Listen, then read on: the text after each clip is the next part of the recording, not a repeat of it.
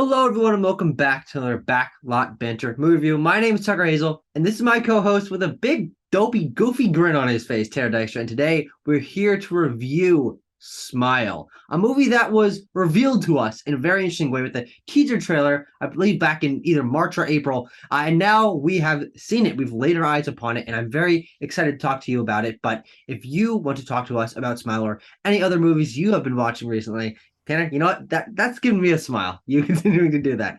You can join our Discord. That link is top of the description. You joining that will give you a smile. And also, you subscribing and liking this video will just put a giant smile on my face. So, Tanner, you're smiling bigger than the day is long. Let me know what your thoughts on the movie Smile are. The movie Smile is I think I was having this on the theater. I think the movie Smile is kind of a trashy run-of-the-mill horror movie wearing the clothes of maybe like a prestige horror. Sure. And those clothes are ratty. You can visibly see the holes in them for sure.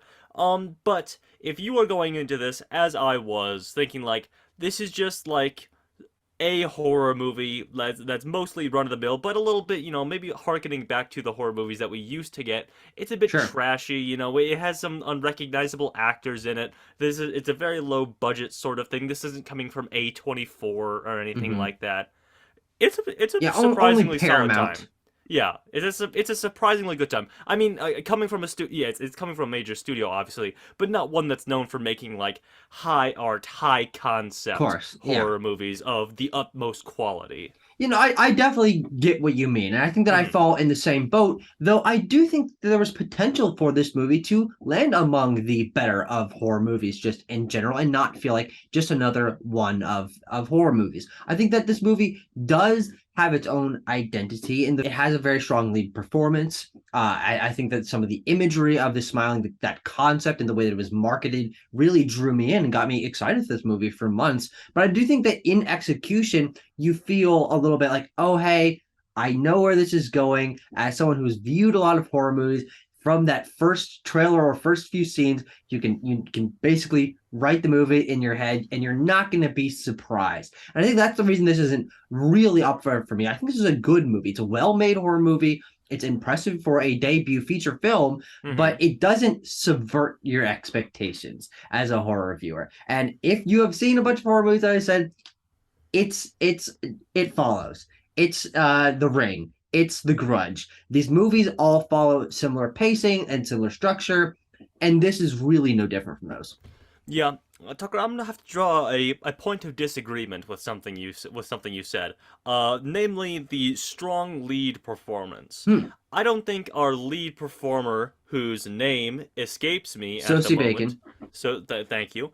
I don't think she's super good in this. Like, I don't know. There was some line readings and stuff where I was like, okay, how much how storied is her career before this, Tucker? Can you find her? I believe that she's a television actress mostly. Okay, you can feel that in her performance, and I'm not saying she's awful. She is the right fit for this movie, Yeah, and I think the same goes for the direction here. It feels like a debut feature. Not sure. saying that that's a bad thing, but you feel the inexperience. I think in this, Yeah, and there's just following the some certain like tropes. yeah, the one thing I noticed, and this is like a basically a joke, a meme thing with like starting out filmmakers, but it's like putting the camera in the fridge or in a cupboard and having the character open and close it. Hmm. That is a trope of starting out filmmakers that happens a number of times in this film. Yeah.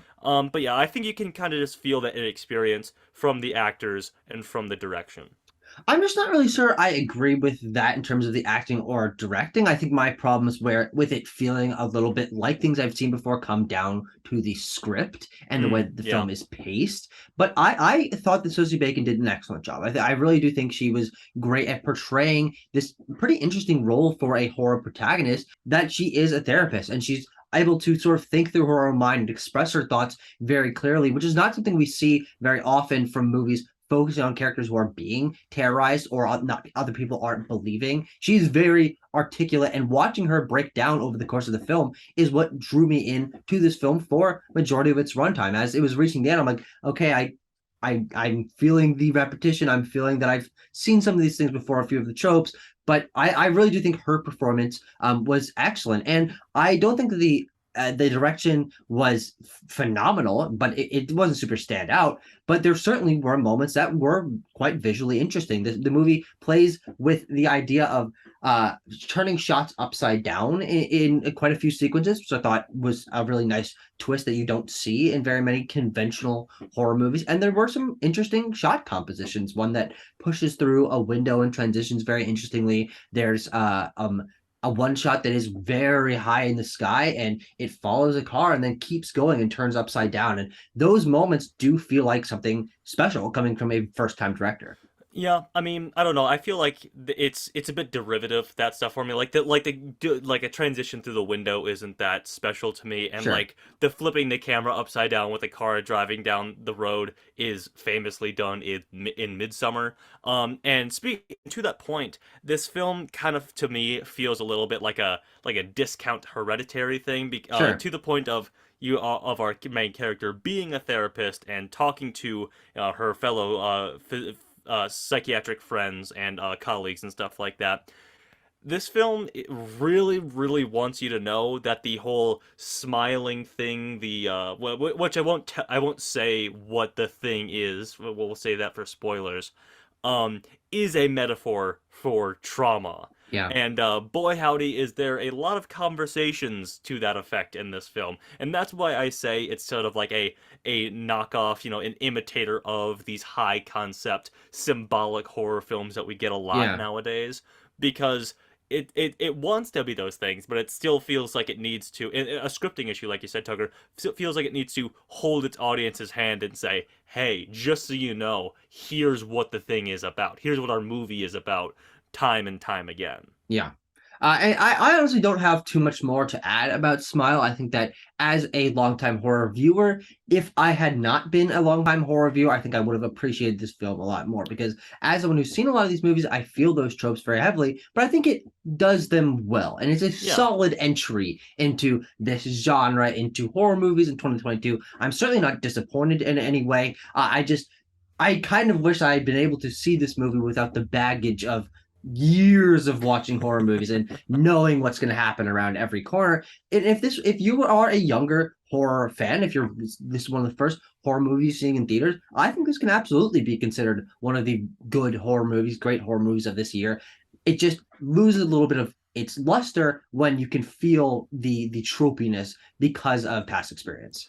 Yeah, I mean, I wouldn't even say this is only a good movie for starting out horror fans. If you are like me, and I know I've been saying quite negative things throughout the entirety of this review so far, but as I said in my opening statement, if you know what you're getting going in, it's Yeah. mostly that. Like Hmm. if you're tempering your expectations, you realize that this was intended to be a straight to streaming movie before they said, "Hey, maybe Yeah. this is a little bit of a cut above the average straight to streaming horror Hmm. movie." Then that's what you're gonna get. It does do some interesting things with its concept. I will give the writing that.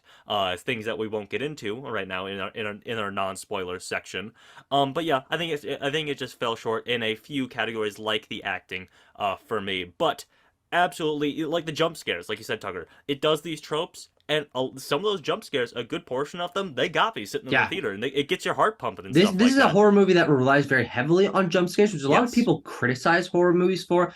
I don't really get scared in general in horror movies, but I think that the way that this film builds its tension and combines it with those jump scares is very effective. And this is a horror movie that does its jump scares very well. Yeah, yeah, and especially with things like the high concept A24 horror steering away from stuff like that, it's a nice return to form, which is kind of Sure. what I was saying at the beginning. It seems it's harkening back to the horror movies that we got before A24 became a scourge on the genre. But Tucker, what would you give Smile out of 10? Smile for me is going to get a solid score of a 6.7 out of 10. Yeah, I'm gonna give it a 6.4 out of 10. Very close together, but we have some things that we want to discuss in terms of spoilers. Tanner, when do you want to start with that?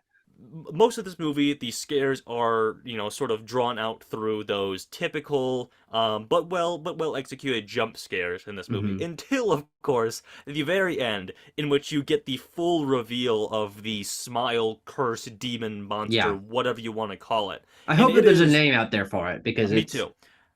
it's It different. is terrifying. It is the design is so cool. And then as it like peels its face open and extends into this long thing with multiple mouths and multiple sets of eyes, and it's like red and raw, it's like meat that has had its skin peeled back, and it's prying open the mouth of Rosie to an unnatural degree and climbing inside of her. That is terrifying right there. Hmm. That feels like something. And I don't mean to keep calling back to A24 as a high concept horror genre, but that feels like something that would happen, something in the climax of a movie like that. And it happens at the climax of this, and I loved that as the sort of ending for this movie. It's such a interesting way to flip something that was so kind of standard on its head and really surprise you in the end. Yeah, I liked it. I wasn't as wowed by it as you were. I thought it was definitely good. And it does bring the tension and horror concept of this film to a better head because as for the vast majority of the runtime of this film, we are just saying, yeah, it's a suicide chain and she's probably gonna die and we're just going to spin over that for Mm-hmm. a while as she's slowly piecing together things that frankly we pieced together from the very beginning because we've seen horror movies before and seeing an actual creature design I definitely think helped me be like yeah okay there's something going on here but I was hoping for this creature to have an interesting origin that we never learned about or have a better connection to her personal life which it only kind of does tangentially Mm-hmm. and because of that, it wasn't like I wasn't wowed by it, but it is a good ending to this movie. It does give it something to hang its hat on as it's got a great creature design with some very good practical and special effects that are combined together. Yeah. Old Tucker lore addict Hazel over here. Yeah, He I wanted needed it. yeah, exactly. He needed it. He I, needs well, it. I He know, craves frankly, it. Yeah. I craved it in this movie, Uh-huh. especially because it felt like we were scratching at that. Is we Oh, spend sure. the entire movie trying to figure out what causes this and how she can fight against this and what was the origin.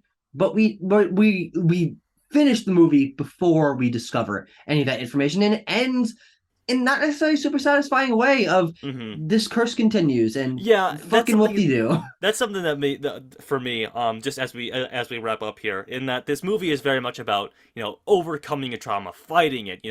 This is a metaphor for trauma, and she's fighting against it. She's trying to survive, and it takes a Yeah, nihilistic sort of attitude at the end, in being that nope, the cycle of trauma and violence continues, I guess, which yeah. isn't a bad thing. It's just like an interesting end for this movie as a sort of fake out when she seemed very like I'm gonna beat this thing. I'm coming to terms with my mother dying in X and Y and Z. So I don't know. Go check out Smile. I'd Yeah. say for sure. If you just want a fun horror time that's gonna get your heart beating, go watch Smile. Hmm. And with that, we will watch any other horror movies that come out soon. Basically, just Halloween ends. There's Mm-hmm. not too much else coming No. down the pipeline. But we're excited to review more movies for you, and thank you very much for sticking around with us while we talked about Smile.